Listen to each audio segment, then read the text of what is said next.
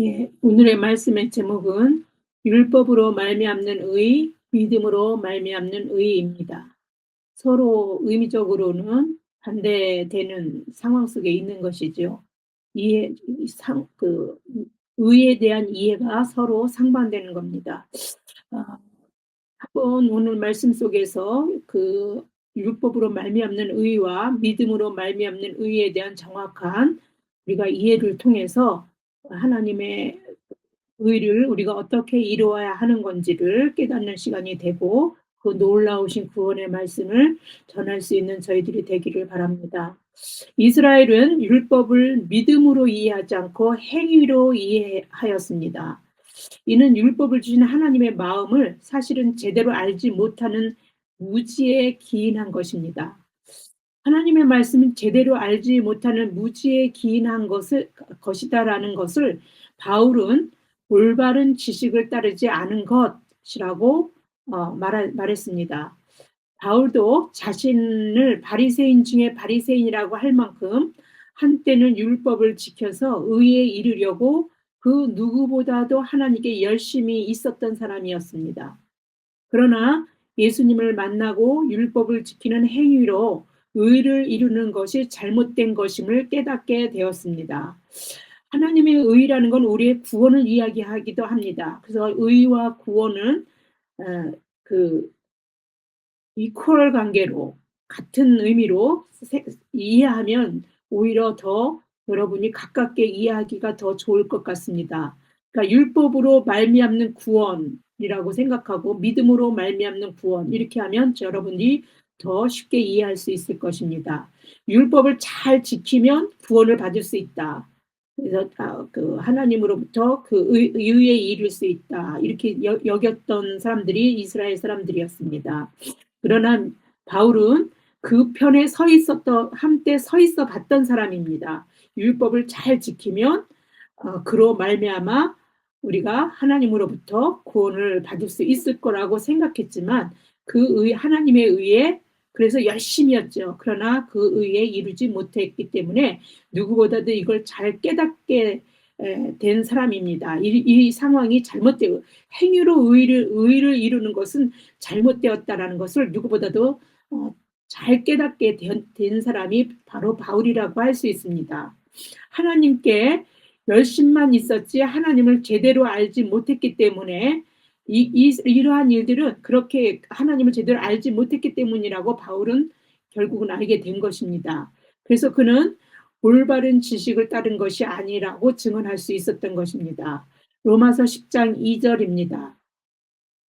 내가 증언하노니 그들이 하나님께 열심히 있으나 올바른 지식을 따른 것이 아니니라.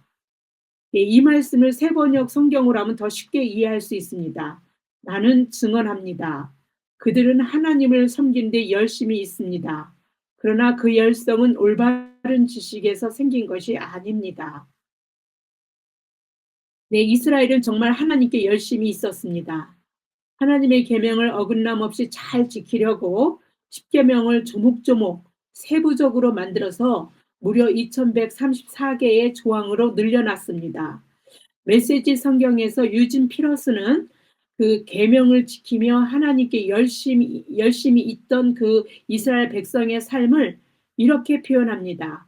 한사코 율법 조문을 이용해 하나님 앞에 바로 서겠다고 깨알 같은 계약서 조항들에 일일이 얽매여 산다. 이렇게 표현했습니다.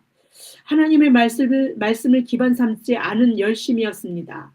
또 전병욱 목사는 이스라엘 백성은 열심은 있었는데 방향이 잘못된 열심이었다라고 말했습니다. 그리고 하나님의 말씀을 기반 삼지 않은 열심이었기 때문에 달리기는 열심히 달렸지만 한참 달려가다 보니 엉뚱한 곳에 다다라 있었다라고 이스라엘 백성의 열심을 비판했습니다. 사실 이스라엘의 백성만 행위로 의를 이루려고 한 것은 아닙니다. 이스라엘 백성이 하나님의 언약 백성이 되기 이전에 일반적으로 모든 사람들은 신을 섬기는 것을 행위로 드러냈습니다. 신에게 충성심을 보이고 복을 받으려는 행위의 가장 최고조는 아마도 인신공양이었을 것입니다. 그것도 자신이 가장 아끼는 자기 자신의 그 자식을 바치는 것만큼 신에게 자기의 충성심과 헌신을 바치는 것은 없을 것입니다. 신을 위해서 인간의 편에서 정성을 들이고 치성을 들이는 그 무엇이라도 해야 하는 것에서 그 인신공양이 최고조였지만 대부분은 그러한 생각들을 가지고 신에게 복을 받으려면 무엇이라도 정성도 들이고 치성을 들여야 된다는 생각이 일반적인 생각이었고 당연시 여기는 생각이었습니다. 그래서 이스라엘도 하나님이 그들의 하나님이 되어주시고 그들은 하나님의 거룩한 언약 백성이 되었을 때에 우리도 하나님께 열심을 내서 그 언약 백성이 되었으니까 하나님으로부터 하나님 우리에게 복을 주시려면 우리가 열심을 내어야 되겠다라는 생각을 다른 신들 섬기듯이 그렇게 섬기는 것이 맞는 거라고 생각했던 것 같습니다. 그런 생각들은 왜 생겼을까요? 바울은 그들이 하나님에 대해서 무지했기 때문이라고 얘기했습니다. 그러나 하나님은 세상 사람들이 섬기는 모든 그런 다른 신과는 완전히 차원이 다른 그런 신이다라는 걸 그들은 깨닫지 못한 것입니다. 그들은 물론 하나님이 창조주인 걸 알지만 여전히 세상에 존재하는 그들이 그거는 아무것도 아닌 신들이긴 하지만 어떻든 간에 그러한 그 신들을 섬겨왔었던 그런 일상의 그러한 일들을 그들은 그렇게 해서 하나님을 섬기는 것이라고 아마 생각했던 것 같습니다. 그래서 이러한 것을 그러한 신들은 아무것도 아니라라는 것을 바울은 고린도 교회에서 우상 바치는 제물에 대해서 그 충고를 하는 말에서 그 신들에 대한 얘기를 잠깐 한 것이 있습니다. 세번역 그 성경 고린도전서 8장 6절을 한번 보겠습니다. 그런데 우상에 바친 고기를 먹는 일을 두고 말하면 우리가 알기로는 세상에 우상이라는 것은 아무것도 아니고 오직 하나님 한 분밖에 신이 없습니다. 이른바 신이라는 것들이 하늘에든 땅에든 있다고 칩시다. 그건 아무것도 아닌 건데 그런 신들이 있다고 치자는 겁니다. 그러면 많은 신과 많은 주가 있겠죠. 사람들이 섬기는 것들이 한두 가지가 아니니까. 많은 신과 많은 주라고 불리우는 것들이 많이 있게 되는데 그러나 우리에게 지금 하나님의 자녀가 된 우리에게 하나님 백성이 된 그 이스라엘에게 우리에게는 아버지가 되시는 아버지라고 부르고 우리를 존재케 하시는 그 하나님은 한 분이 계실 뿐입니다. 만물은 그분에게서 났고 우리는 그분을 위하여 있습니다. 그리고 한 분 주님이신 예수 그리스도가 계십니다. 만물이 그분으로 말미암고 우리도 그분으로 말미암아 있습니다. 우리가 그분이 계시지 않으면 우리 존재라는 것도 우리는 없는 것이라는 뜻입니다. 하나님은 온 우주 만물을 존재케 하시는 분으로 세상이 섬기는 어떠한 신들이라도 하나님의 섭리를 조금도 거슬리거나 저항할 수 없습니다. 하나님은 그것들은 아무것도 아닌 것들이기 때문에 그렇습니다. 하나님은 세상이 섬기고 있는 그 어떤 신들과 그래서 비교할 수 없는 전혀 차원이 다른 천지 만물을 창조하신 창조주시라는 것을 이스라엘 백성에게 알리기 위해서 그 이스라엘 백성들이 종살이하던 그 당시 가장 큰 나라 애굽이 섬기는 그 신들이 있는데 그걸 10가지 재앙을 통해서 아무것도 아닌 것처럼 무력화시켜 버렸습니다. 출애굽하여서 40년의 광야 생활을 마치고 마침내 하나님이 인도하시는 젖과 꿀이 흐르는 가나안 입성을 목전에 두고 이스라엘 백성에게 마지막 설교를 하던 그 모세는 하나님의 인도하심을 추억하면서 이스라엘 백성에게 하나님 외에는 다른 신은 없다라고 다음과 같이 말합니다. 신명기 4장 32절에서 35절을 보겠습니다. 내가 있기 전 하나님이 사람을 세상에 창조하신 날부터 지금까지 지난 날을 상고하여 보라. 하늘의 이 끝에서 저 끝까지 이런 큰일이 있었느냐. 이런 일을 들은 적이 있었느냐. 어떤 국민이 불 가운데서 말씀하시는 하나님의 음성을 너처럼 듣고 생존하였느냐. 어떤 신이 와서 시험과 이적과 기사와 전쟁과 강한 손과 편팔과 크게 두려운 일로 한 민족을 다른 민족에게서 인도하여 낸 일이 있느냐? 이는 다 너희의 하나님 여호와께서 애굽에서 너희를 위하여 너희 목전에서 행하신 일이라. 이것을 내게 나타나심은 여호와는 하나님이시요 그 외에는 다른 신이 없음을 내게 알게 하려 하심이라. 네, 하나님만이 하나님이시라는 걸 보여주시기 위해서 이런 모든 일들을 경험하고 알게 하셨다. 이렇게 그 모세는 그렇게 이스라엘 백성들에게 그 말을 전합니다. 창조주이신 하나님만이 참 신이심을 하나님은 이스라엘 백성과 함께하면서 끊임없이 가르쳤고 알리셨습니다. 출애굽 19장 5절에서 6절 상반절까지입니다. 세계가 다 내게 속하였나니 너희가 내 말을 잘 듣고 내 언약을 지키면 너희는 모든 민족 중에서 내 소유가 되겠고 너희가 내게 대하여 제사장 나라가 되며 거룩한 백성이 되리라. 너희는 이 말을 이스라엘 자손에게 전할지니라. 그리고 이스라엘 백성에게 세상과 구별된 거룩한 백성으로 살도록 십계명도 주셨습니다. 그러니까 세상과 구별된 거룩한 백성으로 살라고 하나님께서 이스라엘 백성에게 십계명을 주신 것이지 세상 사람들이 신을 섬겨 복 받으려고 온갖 충성심과 열심을 내는 것처럼 십계명을 세부 조항까지 만들어 지켜서 복 받는 비결로 십계명을 주신 것이 아니라는 것입니다. 그들의 열심은 하나님의 뜻과는 거리가 먼 열심이었습니다. 열심을 내면 낼수록 하나님 뜻과는 점점 멀어지고 오히려 자신들이 그것을 지켰다라는 어떤 자신의 의의를 드러내는 수단만 되었습니다. 그리고 다른 사람들을 비판하고 지키지 못한 사람들을 눌러버리는 자신의 어떤 그 힘에 과시를 하는 그런 것들로 전락시켜버리고 맙니다. 하나님의 말씀, 하나님의 율법을 그런 식의 수단으로 써버린 겁니다. 예수님 당시에 가장 열심을 내는 바리새인을 가리켜 예수님은 다음과 같이 말했습니다. 마태복음 23장 27절입니다. 화 있을진저 외식하는 서기관들과 바리새인들이여 회칠한 무덤 같으니 겉으로는 아름답게 보이나 그 안에는 죽은 사람의 뼈와 모든 더러운 것이 가득하도다. 우리가 신앙생활에서 조심해야 될 게 있습니다. 열심을 내는 것, 신앙생활을 한다고 하나님 앞에 충성하는 것 같아 보이지만 오히려 그런 열심을 포장해서 자기 자신의 의를 드러내는 건 아닌지 점검해 봐야 합니다. 어떻게요? 하나님의 말씀을 근거로 해서 점검해 보는 것입니다. 말씀에 근거하지 않은 열심은 하나님의 일에 대적하는 일이 될 수도 있습니다. 그러한 예는 다른 누구도 아닌 바로 사도 바울에게서 찾을 수 있습니다. 사도 바울은 그래서 하나님을 알지 못해서 그렇게 열심을 알지 못하고 내는 열심이라고 그렇게 얘기한 것입니다. 사도 바울이 예수님을 만나기 전 이름이 사울이었습니다. 그럴 때 그 사울로 살았을 때 그 사울은 얼마나 열심이었는지 모릅니다.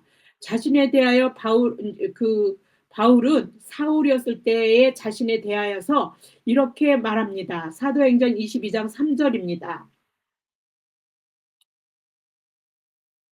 나는 유대인으로 길리기아 다소에서 났고 이 성에서 자라 가말리엘 문화에서 우리 조상들의 율법에 엄한 교훈을 받았고 오늘 너희 모든 사람처럼 하나님께 대하여 열심히 있는 자라. 그의 열심은 예수님이 십자가에서 돌아가신 후 예수 그리스도를 믿고 증언하는 교인들을 잡으러 다니는 일에 막 쏟아 부었습니다. 세번역 성경 사도행전 8장 3절을 보겠습니다. 그런데 사울은 교회를 없애려고 날뛰었다. 그는 집집마다 찾아 들어가서 남자나 여자나 가리지 않고 끌어내서 감옥에 넘겼다. 예루살렘에서 예수 믿는 사람들을 옥에 다 잡아 넣는 것도 모자라 대제사장 공문을 받아가지고 외국까지 나가서 이제 다메섹이죠. 다메섹까지 추격해서 잡으러 간 사람이 그 바로 사울입니다. 바울이기 전에 사울입니다. 그런데 그 사울이 그 다메섹으로 추격해 가다가 예수님을 만나게 되지요. 그 내용을 사도행전 9장 1절에서 2절에 있습니다. 사울이 주의 제자들에 대하여 여전히 위협과 살기가 등등하여 대제사장에게 가서 다메섹 여러 회당에 가져갈 공문을 청하니 이는 만일 그 도를 따르는 사람을 만나면 남녀를 막론하고 결박하여 예루살렘으로 잡아오려 함이라. 이랬던 사울이 예수님을 만나서 바울이 되었고 예수 그리스도를 증언하고 복음을 전파하는 일에 그의 목숨을 아끼지 않는 같은 열심을 예수님을 만나고 난 다음에 그 말씀을 전하는 일에 그 목숨을 아끼지 않는 그런 열심을 내었습니다.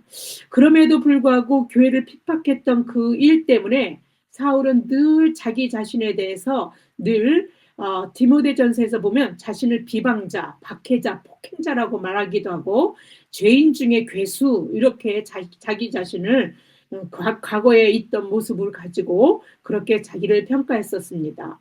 하나님을 알지 못하고 율법의 행위로 의를 이루려고 열심히 했을 때에 자기 자신 모습이 어떠했었는지를 아들이라고 부를 만큼 사랑하고 믿었던 그 제자에게 이렇게 고백한 것입니다.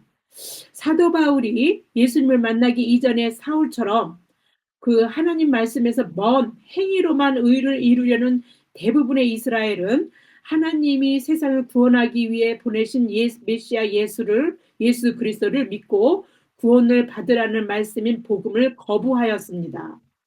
그래서 사도 바울은 이스라엘의 거부가 로마서 9장 30절에서 설교 본문의 앞부분인 로마서 10장 4절까지의 두 양상으로 나타난다라고 언급하고 있습니다. 첫째는 이스라엘이 믿음에 의지하지 않고 행위를 의지한다는 것입니다. 자신이 사울이었던 시절이었기 때문에 이스라엘의 복음의 거부가 어떠한 모습으로 나타난지 너무도 사도 바울은 잘 알고 있었던 것입니다. 로마서 7장 12절에 언급된 것처럼 율법은 의롭습니다. 그러나 율법이 의로운 것이라 할지라도 사람들이 지키지 않으면 의로운 그 율법이 의로운 그 원래 가지고 있는 의로운 그 성격은 표현되지 않습니다. 이스라엘은 그 의의 법인 율법을 가지고 있던 사람들이었습니다. 그 의의 법, 의로운 법을 가지고 있음에도 불구하고 온전하게 그 실행하지 못하고 지키지 못했기 때문에 그 의로움에 이르지 못한 것입니다. 로마서 9장 31절에는 이렇게 말합니다. 의의 법을 따라간 이스라엘은 율법에 이르지 못하였으니. 네, 이스라엘이 율법에 이르지 못한 이유는 32절에서 그들이 믿음에 의지하지 않고 행위를 의지하였기 때문이라고 말합니다. 그 결과 사도 바울은 이사야 28장 16절 말씀을 인용해서 이스라엘이 결국은 부딪히는 돌과 걸림돌을 만나게 되었다라고 그렇게 말합니다. 이 말을 사실 반대로 한다면 이스라엘처럼 행위를 의지하는 것이 아니라 우리가 만약에 믿음을 의지하면 부딪히는 돌과 걸림돌을 만나지 않는다라고 할 수 있습니다. 혹시 만난다 하더라도 믿음을 가진 자는 부딪히는 돌과 걸림돌을 피할 수 있다는 것이 저의 경험치에서 말씀드릴 수 있습니다. 두 번째 이스라엘의 믿음의 거부는 하나님의 의에 복종하지 않는 것으로 나타납니다. 바울은 얼마나 자신의 민족인 이스라엘이 구원받기를 원했는지 마음으로 바라고 하나님께 원한다라고 이렇게 말할 정도입니다. 세번역 성경 로마서 10장 1절입니다. 형제 자매 여러분, 내 마음의 간절한 소원과 내 동족을 위하여 하나님께 드리는 내 기도와 내용은 그들이 구원을 얻는 일입니다. 바울의 그 간절함에도 불구하고 이스라엘은 하나님의 의를 모르고 자기의 의를 세우려고 열심을 내며 하나님에 의해 복종하지 않았습니다.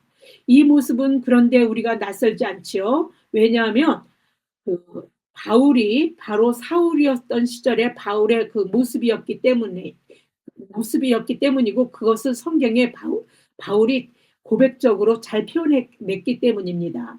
이제 예수님을 만나고 하나님의 온전하신 뜻을 알고 율법으로 이룰 수 없던 의를 예수님께서 이루셨기 때문에 그 예수님을 믿게 되면 우리는 의에 이를 수 있습니다. 예수님 그리스도께서는 율법의 마침이 되셨기 때문입니다. 이 사실을 알고 있는 것입니다. 하나님의 의를 예수님께서 이루신 것이고, 우리도 그 예수 그리스도를 믿게 되면 의를 이룬다는 것을 너무도 분명하고 선명하고 확실하게 바울은 알기 때문에 이렇게 말씀을 설파한 것입니다. 사도 바울은 율법으로 말미암는 의와 믿음으로 말미암는 의를 비교해서 구원에 대해서 말합니다. 율법의 의는 행위와 관련이 있습니다. 모세가 율법으로 말미암는 의를 행하는 사람은 그 의로 살리라고 했지만, 결국 그 행위로 율법을 이룬 사람이 없기 때문에 율법으로 구원을 얻는 사람은 아무도 없습니다. 자기의 의만 드러낼 뿐입니다. 사도 바울도 행위로는 의에 이룰 수 없음을 9장 31절에서 의의 법을 따라간 이스라엘이 율법에 이르지 못했다라고 말한 것입니다. 그래서 예수님이 이 세상에 오신 이유이기도 합니다. 사람으로서는 이룰 수 없는, 사람이 어떤 행위로서는 구원을 받을 수 없기 때문에 하나님의 의를 율법의 마침이 되셔서 이루신 그 예수님을 통해서만 가능하기 때문에 예수님이 오신 것입니다. 마침 그 율법의 마침이 되었다, 그렇게 할 때 그 마침에 해당하는 헬라어 텔로스는요, 문제의 어떤 종료만 있는 게 아니라 목적, 의도, 목표, 이렇게 다양한 뜻을 갖고 있습니다. 그리스도의 대속으로 하나님이 율법을 주심으로써 당신의 백성들에게 바라시는 모든 욕구가 충족되어서 이제 더 이상 뭐 율법을 지키거나 이렇게 할 필요가 없이 그리스도께서 율법을 종료시켰다라는 뜻이 포함되어져 있는 것입니다. 이제 하나님의 의는 그 의를 이루신 예수 그리스도를 믿는 믿음으로 말미암아 이룰 수 있는 것입니다. 하나님의 의를 이루는 것은 이 길밖에 없습니다. 예수 그리스도를 믿는 이 길밖에 없습니다. 다른 어떠한 길도 하나님은 우리에게 주시지 않았습니다. 믿음으로 말미암는 의는 마음에 누가 하늘에 올라가겠느냐 또는 누가 무저갱에 내려가겠느냐 하지 않는 것입니다. 왜냐하면 예수님이 다 그렇게 이미 하셨고 이루셨기 때문입니다. 이게 뭐 하늘에 올라가냐 무저갱에 내려가냐 이런 거는 인간의 행위를 강조하는 말이나 마찬가지입니다. 그리스도께서 이미 부활 승천하셨습니다. 그리스도께서 인간으로 이 세상에 오셔서 죽음을 맛보시고 음부에까지 내려가셨습니다. 하늘에도 올라가셨고 무저갱에도 내려가신 분이 계십니다. 그런데 사람이 누가 뭐 올라가겠느냐 누가 내려가겠냐면 이미 이루신 하나님의 예수 그리스도의 일을 부인하는 것이고 예수님의 죽음도 부인하는 것입니다. 인간으로서는 이 일은 하늘에 올라가는 일이 불가능하지 않습니까? 인간으로서는 무저갱에 내려가는 것이 불가능합니다. 그래서 하나님이 인간이 어떻게 어떤 행위로 이런 일들을 가능하겠느냐라고 이렇게 얘기하는 것은 예수 그리스도를 이미 우리를 위해서 이미 해주셨는데 그것을 부인하는 그런 일입니다. 누가 하늘에 올라가겠느냐 또는 누가 무저갱에 내려가겠느냐 하는 말은 모두 그리스도를 모셔 내리거나 모셔 올리는 행위가 되는 것입니다. 누가 하늘에 올라가겠느냐 하는 말은요, 사실 신명기 30장 12절을 그대로 인용한 것입니다. 문맥으로는 율법을 행함으로써 하나님의 의롭다 하심을 얻으려고 이런 질문을 한 겁니다. 누가 이 율법을 행해서 누가 하늘에까지 하나님의 뜻을 다 이루고 올라갈 수 있겠느냐 하는 그런 그런 물음으로 물은 것입니다. 신명기 30장 12절에서는요. 또 누가 무저갱에 내려가겠느냐 할 때 그 무저갱은 세번역 성경으로는 지옥, 또 개역 성경에서 음부 이렇게 죽은 자들이 살고 있는 그 음부 그곳을 의미합니다. 무저갱으로 내려가는 것은 죽지 않으면 인간으로서는 내려갈 수가 없습니다. 죽어야 가는 곳이죠. 근데 누가 무저강에 내려가겠느냐 하는 말은 그리스도께서 인간의 죄를 대속하여 하여 어, 하기 위해서 당신이 당하신 그 죽음, 그것을 믿지 않는 그 질문이기도 합니다. 그래서 그리스도의 죽음을 무효하고 부인하는 것에 쓰인다라고 그 이 말을 인용해서 그렇게 지금 바울은 얘기하고 있는 겁니다. 그래서 바울이 믿음으로 말미암는 의인은 그렇게 말할 마음에 누가 하늘에 올라가겠느냐 그런 말도 하지 않고 누가 무저강에 내려가겠느냐 하지 그렇게 말하지 말라라고 바울이 말하는 것입니다. 믿음으로 우리가 의를 얻은 사람은 이미 하나님 예수 그리스도께서 그렇게 했기 때문에 우리가 믿음으로 말미암아서 우리가 의를 구원을 얻는 자가 이미 되었는데 이 말이 누가 그 구원받은 자들이 이 말을 하면 그거는 부인하는 거나 마찬가지니까 하면 안 된다라고 그렇게 바울이 말한 것입니다. 이미 예수님께서 율법의 마침이 되어 하나님의 의를 이루셨습니다. 예수님께서 십자가상에서 죽으시면서 마지막으로 하신 말씀이 무엇이었습니까? 다 이루었다였습니다. 그리고 이 다 이루었다라는 예수님의 그 마지막 말씀은요. 예수님이 체포되어서 십자가를 지시기 전에 하나님께 마지막 기도를 드릴 때에 하신 그 말씀을 함축하고 있는 것입니다. 그 말씀을 한번 보겠습니다. 요한복음 17장 4절입니다. 아버지께서 내게 하라고 주신 일을 내가 이루어 아버지를 이 세상에서 영화롭게 하였사오니. 그러니까 예수님은 하나님의 의를 이루어 하나님을 영화롭게 하셨습니다. 이미 그 일들을 그 영화롭게 하는 그 일들을 다 이루었다 이런 뜻입니다. 이제 우리는 예수님을 믿기만 하면 의롭다 하심을 받게 되었습니다.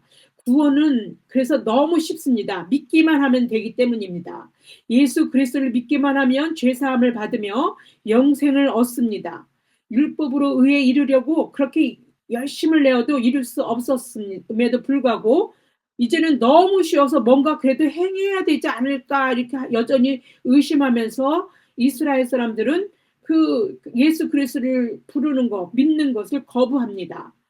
그러나 예수 그리스도는 믿기만 하면 누구나 구원에 이룰 수 있습니다. 차별도 없습니다. 누구나 부르기만 하면 됩니다. 로마서 10장 12절을 보겠습니다. 로마서 10장 12절입니다.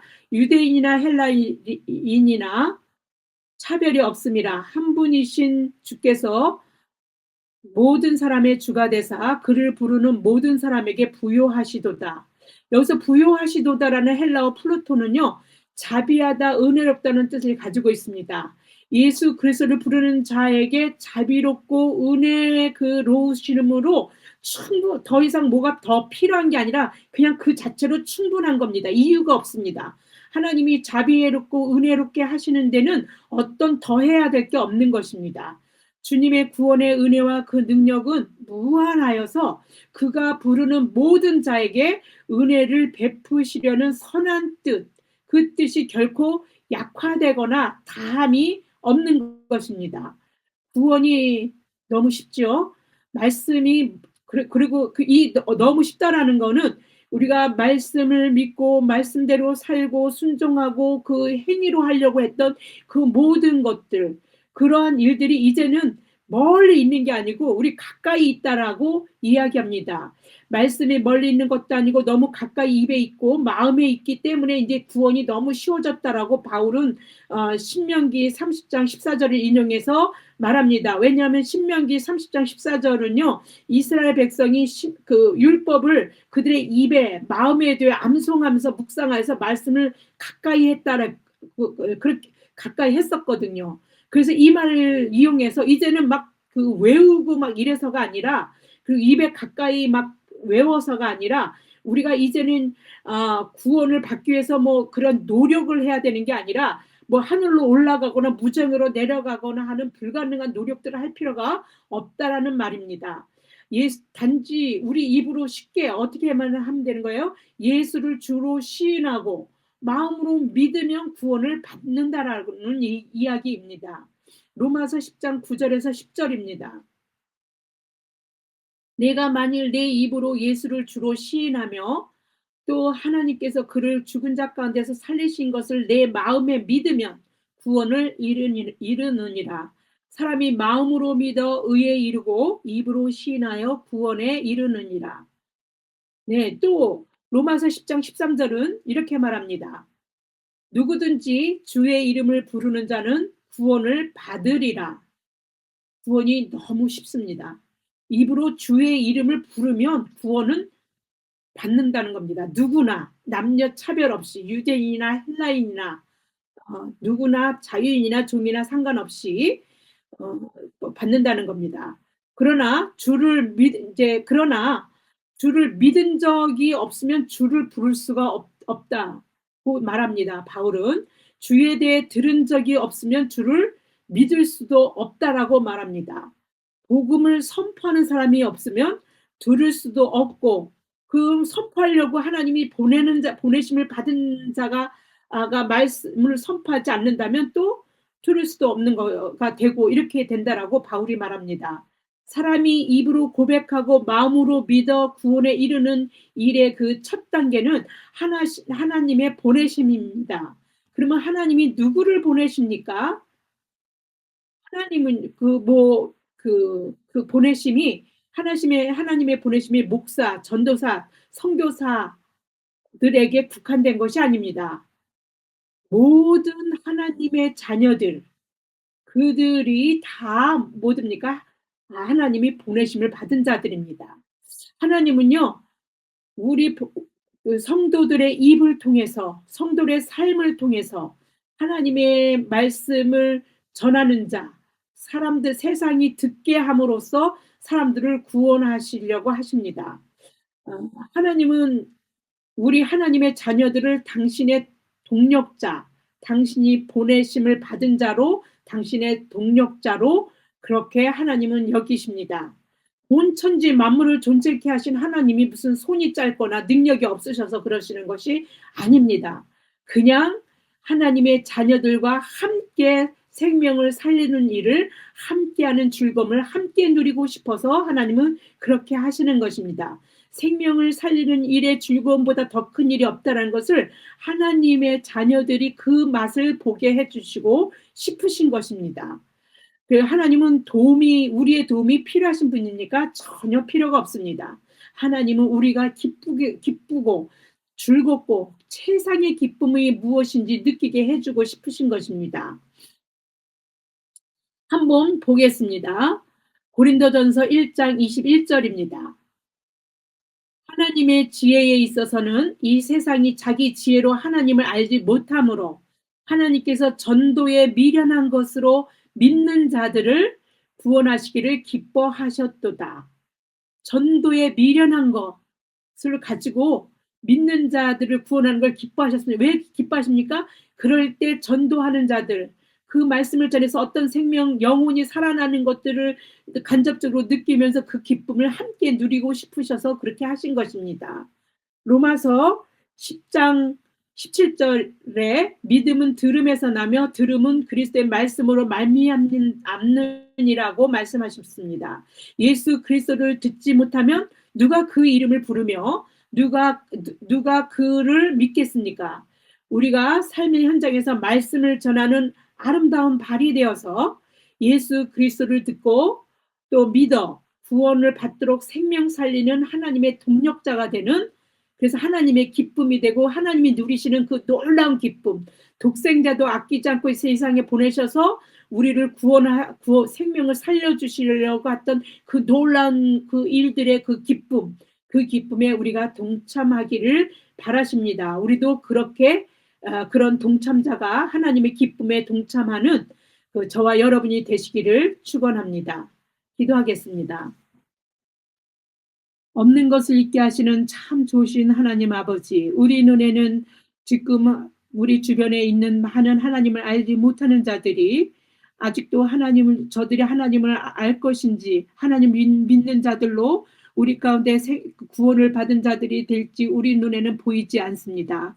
그러나 우리가 하나님은 우리를 동력자로 삼으시고 하나님께서는 하나님 생명을 살리는 일의 기쁨을 함께 누리고자 하나님께서는 우리 같은 미련한 미련한 자들, 전도에 미련한 걸 가지고 하나님께서는 함께 기쁨을 누리자고 우리를 부르셨습니다. 우리가 그런 자들, 우리가 지금은 보이지 않지만 우리의 입술을 들어 우리가 말씀을 전할 때에 그러한 자들을 통해서 저들이 살아나고 생명이 어, 사, 그 한 사람이라도 더 복음으로 하나님을 받는 일들을 보면서 그 기쁨을 우리가 누릴 수 있도록 하나님, 그래서 하나님의 자녀인 우리가 복음을 선포하고 듣고 믿고 주의 이름을 부르며 구원을 받을 수 있도록 하나님의 보내심을 받은 자의 그 사명을 가지고 하나님의 기쁨이 되도록 성령님께서 우리 가운데 내주하여 주시고 우리를 주장하여 주시고 우리를 인도하여 주시옵소서. 이 모든 말씀 우리 주 예수 그리스도 이름 받들어 감사하며 기도드리옵나이다.